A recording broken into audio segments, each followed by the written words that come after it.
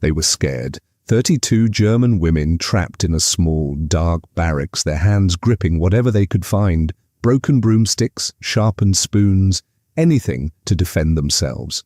Rumors had warned them. The Americans were cruel, they said, merciless to women. The sound of boots on the wooden floor grew closer, echoing through the tense silence. But what happened next shocked them all. The door opened, and instead of weapons, the Americans brought something completely unexpected: warm blankets, steaming cups of tea, and hands ready to help. No chains, no anger, just care. What really happened that morning changed everything these women believed about their enemies, and it's a story you won't forget.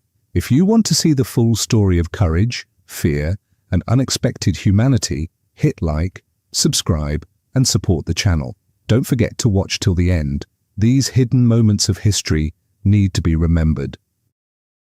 The train rolled into the Texas station just after sunrise, metal wheels grinding softly as it slowed. For the German women inside, the sound felt like a warning.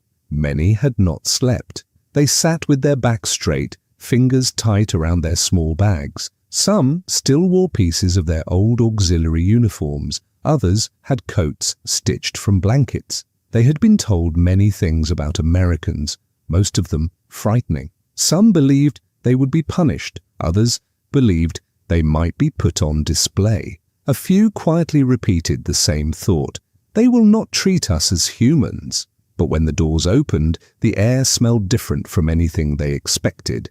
It smelled of warm dust, dry grass, and distant cooking food. Soldiers waited on the platform, not with rifles raised, but with clipboards. One officer simply said, "Welcome to Camp Hearn Medical Station. Please step down carefully." His voice was calm, almost polite. That politeness itself felt like a contradiction. A tall woman named Ilse later wrote, "I did not trust the smile of the man who helped me off the train. I thought it was a trick." Her words reflected what all of them felt: fear mixed with disbelief. They were marched in small groups toward a row of white tents. These were U.S. Army medical structures, simple canvas but carefully organized. Generators hummed. A metal basin clanged as a nurse set it down. Nearby, a surgical team prepared for the morning procedures. The women could smell carbolic cleaner and fresh bandages. It reminded some of hospitals back home, but without the chaos and shortages. Inside the intake tent, the shift was immediate. A doctor in a clean white coat lifted his gaze and said, "Next, please." His tone carried no anger, no excitement, only routine professionalism. This confused the prisoners more than shouting would have. The Americans began basic checks: pulse, temperature, wounds, infections. They recorded height and weight. And here, another shock appeared. Many of the women were underweight. Army medical officers later calculated that the average German female POW arriving from Europe had lost nearly 20–25% of her normal body weight. Numbers do not convey suffering, but these statistics told a quiet truth. Most of them had endured hunger for a long time. When one woman fainted during the exam, a nurse caught her before she fell. She was given water, then a small cup of broth. She whispered, "Are you helping me?" The nurse simply nodded. That nod carried more power than a speech. It was the first moment when fear cracked open. But fear did not disappear. Not yet. When the women were separated for deeper medical checks, some cried, thinking it was punishment. Yet what followed was another surprise.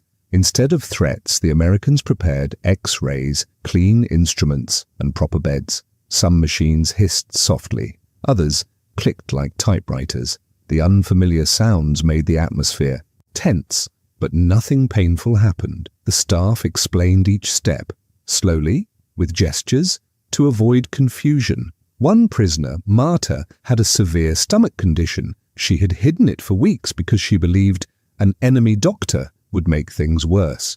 When the American surgeon examined her, he paused, then said the line that would echo across the camp. "You're operating on me?" she asked, trembling. "Yes," he answered, "and we are going to fix this." That was the paradox at the heart of their new reality. The enemy they feared was treating them with more care than many German hospitals could offer at the end of the war. Outside the tent, trucks delivered supplies. Each crate was neatly labeled.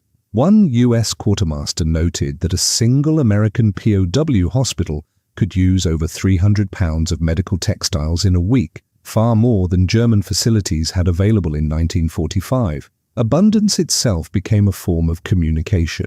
It told the women without words that the war they believed they understood was far bigger and more uneven than they had been taught.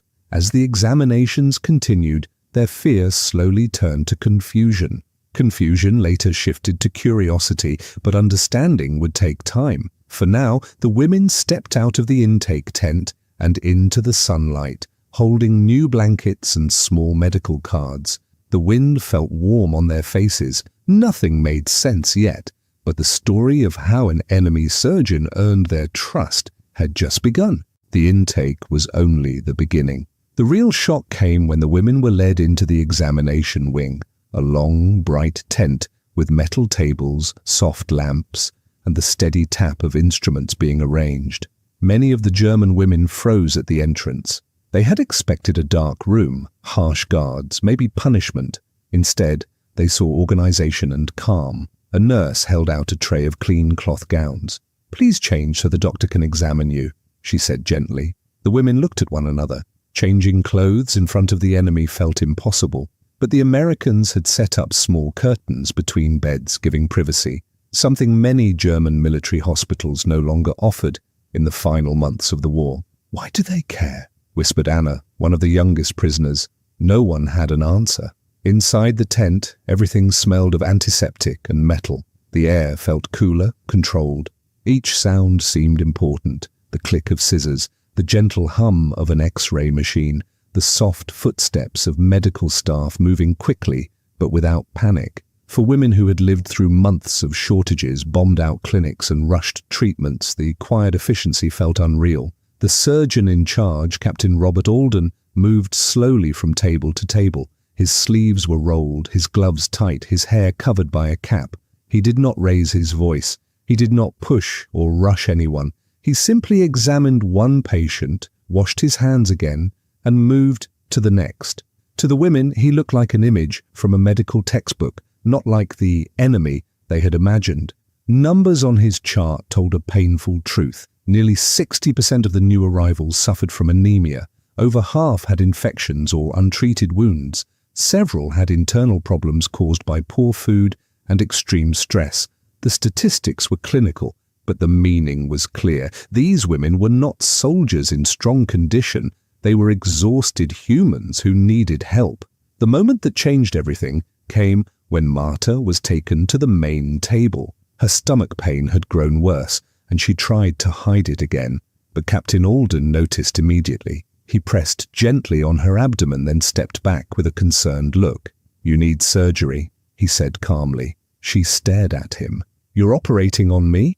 "Yes," he answered. "We will take care of you." His certainty, his absence of anger, and the simple humanity in his tone made the room go silent. Another prisoner later wrote, "It felt strange. I believed I should fear him, yet he looked at me the way a doctor looks at any patient." The surgical team prepared quickly. Lights were adjusted, tools laid out in a perfect line.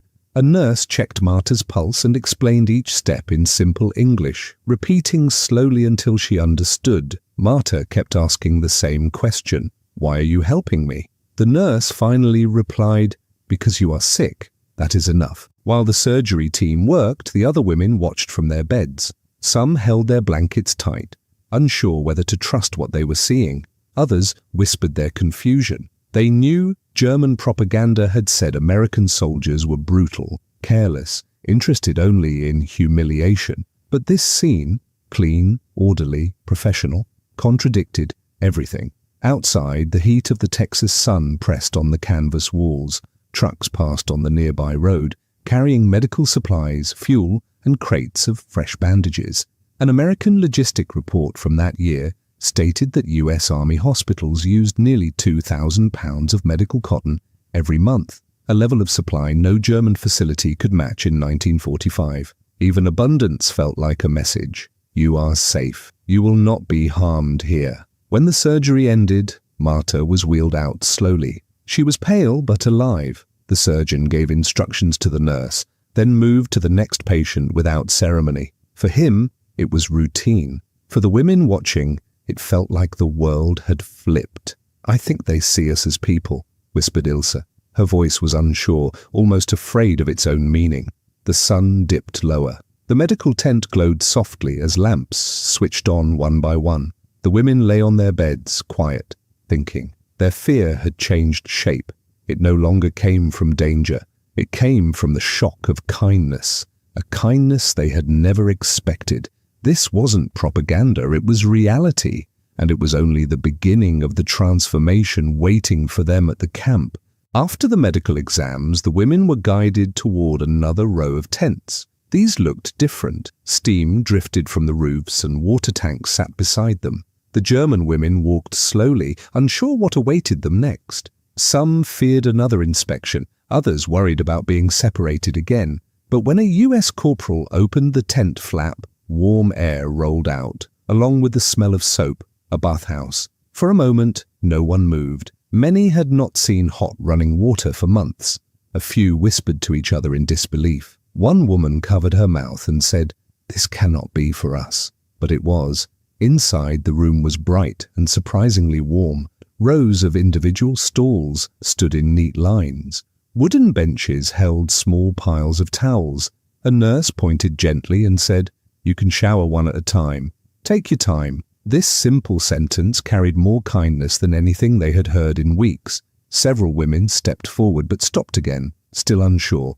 In Germany, especially in the final months of the war, water had been rationed. Many towns had no fuel for heating. Even military hospitals often washed patients with cold buckets. The idea of clean, hot water running freely felt unreal. One of the women, Greta, later wrote, "I touched the water pipe because I could not believe it was warm. It felt like touching another world."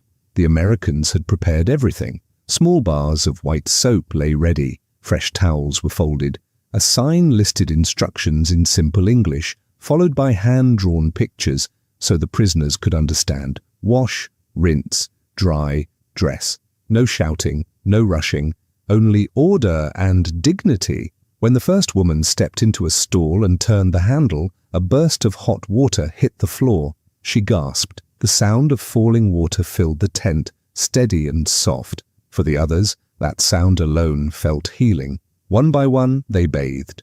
Steam rose, filling the space with warmth. The scent of soap, plain, clean, unfamiliar, floated in the air. Some of the women cried quietly, not from pain, but from relief. They had not realized how heavy the dirt, sweat, and fear had become until it started washing away. Outside the bathhouse, another surprise waited: food. Long tables were set under a shaded awning, and metal trays had been placed neatly along the wood. When the women approached, they saw bowls of rice, cooked vegetables, and small servings of chicken stew. It wasn't luxury food, but it was warm, filling, and full of flavor, far better than the thin rations they had survived on in Europe. An American cook lifted a ladle and said, "Step up, one at a time." He spoke in an easy tone, like it was a normal lunch line. In truth, this simple routine revealed something powerful. The US Army had enough supplies to feed thousands every day. Allied logistics reports from 1945 recorded millions of pounds of rice, beans, and canned meats shipped monthly to American bases. The women, who sometimes had gone days with only bread crusts, felt the contrast instantly. They sat at the wooden tables, eating slowly. Many held their spoons for a long time before taking the first bite. They seemed unsure if they were allowed to enjoy it. Then came small reactions: a sigh of relief, a quiet smile, a whispered, "It tastes good." These small voices carried big meaning. Ilse, who rarely showed emotion, said softly, "I had forgotten what warm food feels like inside the body." The soldiers preparing the meals did not stare or threaten. They simply worked, cleaned, and carried trays. For them it was ordinary duty. For the German women, it was a contradiction they could not explain. This was the enemy, yet the enemy fed them. This was the enemy, yet the enemy gave them hot water and clean clothes. This was the enemy, yet the enemy healed them. The contrast grew sharper with each passing hour. After the meal, some of the women were given light chores, sweeping the eating area or helping carry towels. Nothing harsh. The Americans wanted structure, not punishment. Routine helped keep the camp calm. As the sun began to set, the women returned to their barracks. Their hair was clean, their stomachs were full, their bodies felt lighter. For the first time since capture, many of them slept without fear. But deeper questions remained. Why were the Americans treating them this way? What did it mean? And how much of what they once believed was untrue? These thoughts would shape what they discovered next, the small daily moments that would challenge their old ideas even more. The women entered the camp slowly, unsure of what waited for them. Many had imagined rough voices, harsh orders, and a place where they would be treated like enemies. Instead, they found something they did not expect. The camp looked controlled, but not cruel. The buildings were simple, but well built. The paths were clean. The guards watched them, but there was no anger in their eyes. For a moment, the women stood still. They were exhausted, dusty, and hungry. Some carried small bags, others had nothing at all. A few held on to each other because their legs were weak from the long journey. They understood that they were now prisoners, but something about this place felt different from every story they had heard. An American officer stepped forward. His uniform was clean, and his voice was calm. He did not shout. He did not wave his weapon. He simply said, "Welcome to Camp Hearn. You will be processed, then taken to your quarters. No one will harm you here." The women looked at one another, not sure if they could believe him. One woman whispered, "Why is he speaking to us like we are human?" Another shook her head, confused. They had expected punishment, not politeness. The officer continued explaining the rules of the camp. The women would receive meals 3 times a day. They would be allowed to write letters. They would have medical care if they needed it. They would be treated according to the Geneva Convention, words many of them never thought would apply to them. 2 guards guided the group toward a larger building. Inside, the air smelled of disinfectant. Long tables were lined with forms, pencils, and identification cards. The women were asked to state their names, ages, and home cities. Everything was recorded carefully. It felt more like a registration office than a prison intake. As they moved down the line, they passed a window that looked out toward another section of the camp. There, they saw something that made several of them stop in shock. American soldiers, men and women, were laughing together near a canteen. A few of the women wore uniforms. They smoked, talked freely, and carried clipboards. They walked where they wished. They spoke openly. They showed no fear. One German woman stared at them with wide eyes. "Women, serving with soldiers?" she whispered. "Working beside men? They are not being punished?" Her voice carried both disbelief and admiration. In Germany, many of these prisoners had been told that American women were wild, disrespectful, or out of control. Instead, the scene in front of them painted a different picture. These American women looked confident, educated, and equal. They worked with authority. No one yelled at them. No one pushed them aside. The German prisoners could hardly look away. Another prisoner spoke softly, almost in awe. They walk like they own the ground beneath their feet. That single moment broke many of the ideas they once had about life outside Germany. They realized that the world they thought they understood was much bigger, freer, and more complex than they had been taught. After registration, the prisoners were taken to a separate room for a brief health check. A female American nurse approached them. She had a calm smile and a steady presence. She asked each woman simple questions. "Are you injured? Do you need medicine? Are you pregnant? Do you have any allergies?" The German women were shocked again. A nurse, speaking kindly to prisoners, treating them with respect. It did not fit the image they had in their minds. One woman, who had spent months hiding her illness during the war, felt tears rise when the nurse placed a gentle hand on her shoulder and said, "You will get proper food and rest here. You're safe now." Safe. The word sounded almost foreign to them. As they stepped back outside, the sun had risen higher in the sky. The camp looked brighter than before. The sounds of American soldiers at work, from sweeping floors to carrying supplies, felt strangely normal. For the first time since their capture, many of the German women let themselves breathe a little easier. They did not know what the coming weeks would bring. They did not know how life in this camp would truly unfold. But Section 4 marks the moment when their fear began to loosen, replaced by questions they had never dared to ask. What if everything we were told was wrong? What if freedom looked different on the other side of the ocean? And most of all, what if this new world was not their enemy after all? The women were guided toward their new quarters, moving in a slow line across the camp grounds. Each step felt lighter than the last, not because their situation changed, but because the fear that once controlled them was starting to lose strength. Still, they walked carefully, unsure of what came next. As they crossed the camp, they noticed small details that surprised them. American soldiers cleaned their own areas, swept walkways, and carried tools without complaining. There were no angry officers shouting orders every few seconds. Commands were clear, but they were not screamed. Work happened because it needed to be done, not because someone was terrified of punishment. For many of the German women, this was the first time they had seen a military place run with strict structure but without cruelty. Their first destination was a long wooden building with large windows.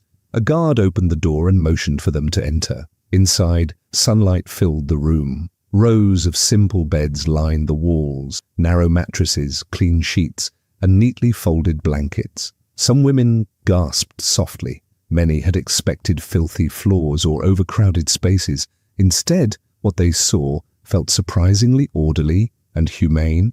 "Each of you will have your own bed," the guard said. "You will store your items under it. Do not move beds without permission." The women nodded. Having their own place to sleep, something basic but personal, felt unexpectedly comforting. They set down their belongings and sat on the edges of their new beds. For the first time in days, they were not standing, marching, or waiting under the threat of danger. They could simply sit. A few closed their eyes and took long breaths. Some whispered quick prayers. Others stared silently at the wooden walls, trying to understand how they had ended up in a place that treated them far better than they had imagined. A senior American sergeant entered. She was a woman in her 30s with sharp eyes and a confident posture. The room fell quiet when she stepped forward, but instead of delivering harsh orders, she spoke with calm strength. "You will be expected to keep this barracks clean. You will receive food at scheduled times. You will have work assignments based on your skills. Follow the rules, and you will have no problems here." Her tone held firmness, not hostility. To the German women, this was new. A woman giving military instructions without fear, without hesitation, was not something they were used to seeing. Some watched her with curiosity, others with quiet respect. One prisoner leaned toward her friend and whispered, "She speaks like a man, but better. She knows no one will silence her." The friend nodded slowly, amazed. After the briefing, the sergeant left, and a young American soldier arrived with a clipboard. She asked the prisoners about their backgrounds: seamstresses, nurses, cleaners, cooks, farm workers. She wrote everything down carefully, explaining that the camp assigned tasks not to punish them, but to keep daily life functioning smoothly. This was another shock. In their own country, many of the women had been dismissed or ignored unless their work supported the war directly. Here, their everyday skills mattered. Soon, the women were guided outside again. They walked past the kitchen area where the smell of warm bread drifted through the air. They could hear water boiling and dishes clattering. A few of them exchanged hopeful looks. Some had not eaten well in months. Near the kitchen yard, they saw a small group of German male prisoners working under light supervision. The men looked healthy, not starved or beaten. They carried sacks of flour, chopped wood, and cleaned tools. A few even smiled briefly when they saw the newly arrived women. One man raised his hand in a small greeting. A guard didn't punish him for it, which shocked the women even more. They continued walking until they reached a wide open yard with a flagpole at the center. Around it, American soldiers moved with clear routines. Some trained, some repaired equipment. Others sat at tables writing letters. There was no chaos. Everything had purpose, but nothing felt violent or oppressive. The German women stood still, stunned by the normalcy of it all. For years they had lived in a world where war controlled every moment, where fear shaped every decision. Here, inside a prison camp of all places, they found a kind of order that was firm but not cruel. It was strange, almost upside down. One woman finally said what many were thinking: "This place, it runs on rules, but not on fear." Another added softly, "How is that possible? They are soldiers, we are their prisoners." A third replied, "Maybe their world is not like ours." That thought lingered in their minds as they were guided back inside.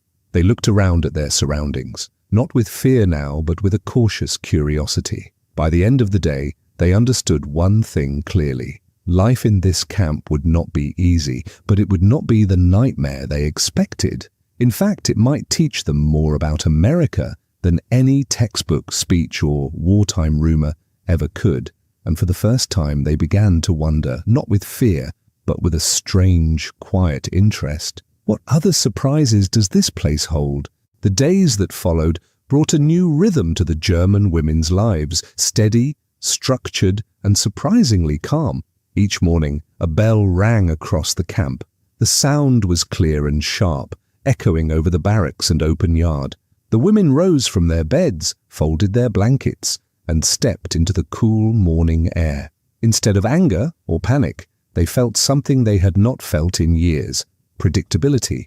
Their work assignments soon began. Some were sent to the laundry building, where steam filled the air and warm water splashed against metal sinks.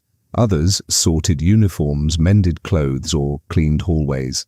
A few who had medical experience were taken to the infirmary to assist American nurses. This was the most surprising assignment of all. Inside the infirmary, everything smelled of alcohol wipes and soap. Metal trays clicked softly as nurses prepared tools. The women watched in silence at first, unsure what was allowed. Then the head nurse explained their tasks clearly but kindly. Wash cloths, prepare bandages, clean beds, help carry supplies.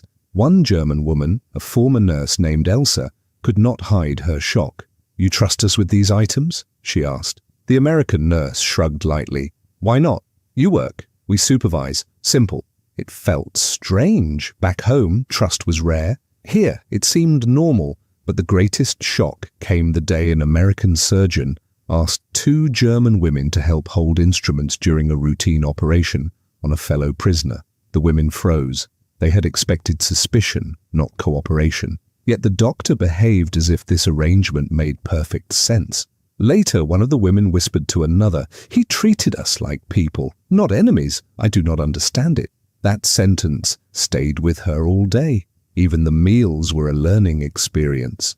The dining hall smelled of warm bread and boiled vegetables. Rations were simple but filling: beans, potatoes, soup, sometimes a slice of meat. Compared to wartime Germany, where food shortages were constant and bread was stretched with fillers, the meals in camp felt unreal. The women ate quietly at first, unsure if they deserved this, but hunger eventually pushed doubts aside. A new paradox grew. They had prepared themselves for cruelty, yet found a daily life ruled by stability, not fear. One evening, a guard brought them newspapers, old ones worn and folded. The women gathered around, reading slowly.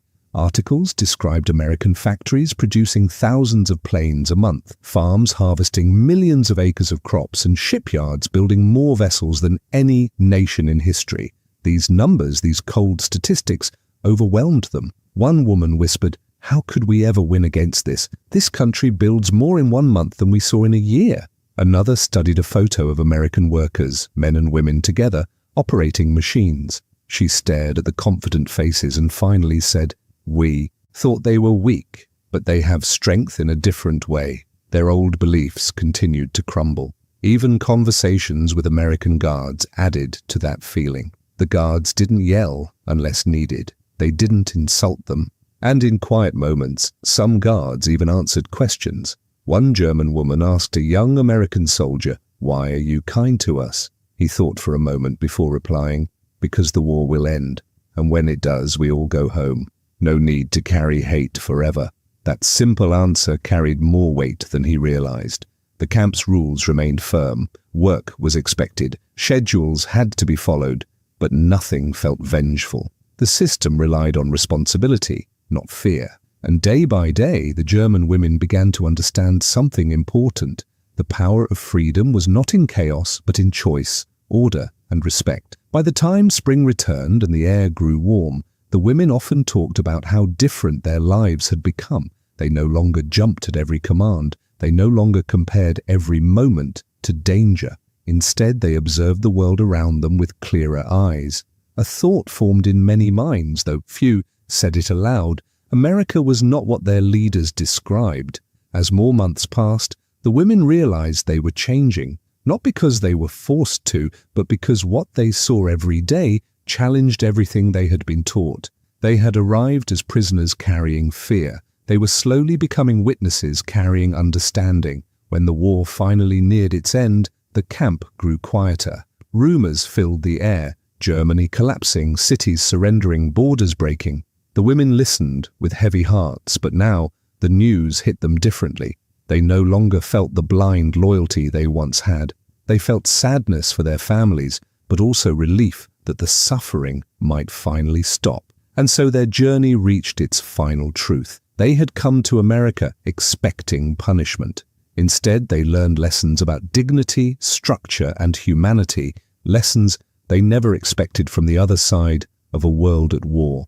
They had arrived as conquerors. They left as students. When the last gates finally opened and the German women prepared to return home, they carried more than their few belongings. They carried a new understanding of a world they once feared.